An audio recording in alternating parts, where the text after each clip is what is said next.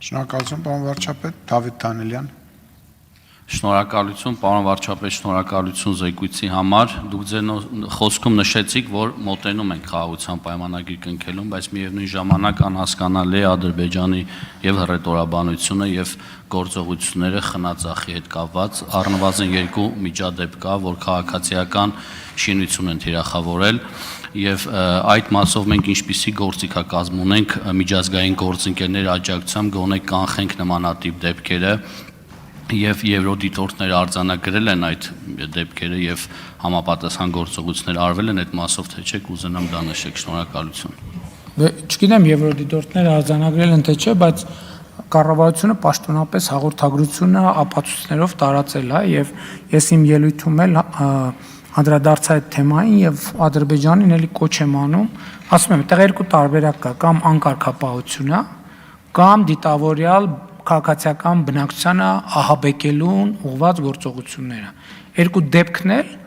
ակնհայտ է, որ Ադրբեջանը պետք է հետաքննի եւ միջոցներ ձեռնարկի դրանք դադարեցնելու համար։ Բայց որպեսզի միակողմանի չհնչի, ես ասում եմ մենք պատրաստ ենք նաև, որտեվ իրանց մամուլում ինչ որ բաներ կա, որ մեր կողմից չգիտեմ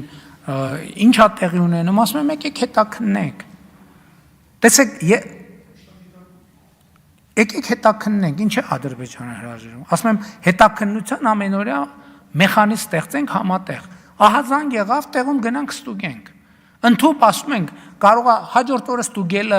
բան չէ, էֆեկտիվ չի, որտեղ տեղում կարելի է գնա ստուգել, ընդհանուր այդ հրազենի փողը տաք է թե տաք չի, դրանից կրակել են թե չեն կրակել։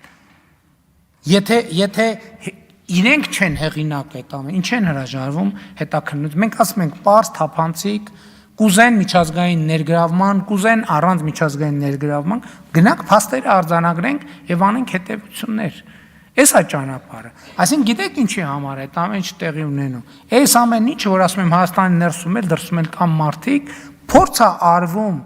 ապացուցել, որ Հայաստանը էսկալացնում է։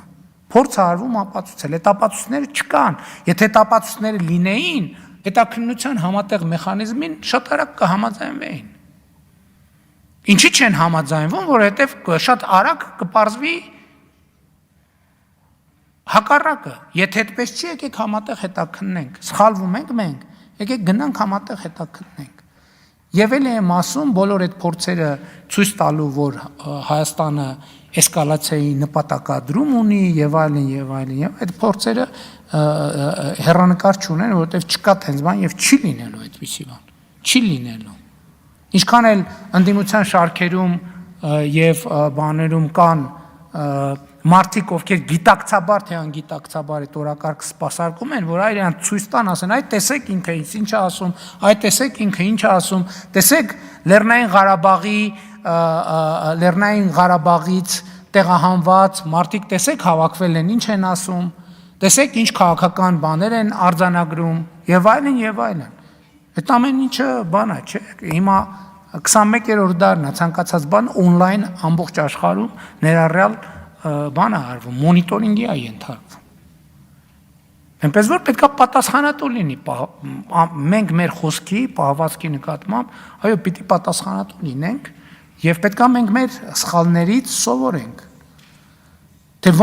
ոնց կարող են մեր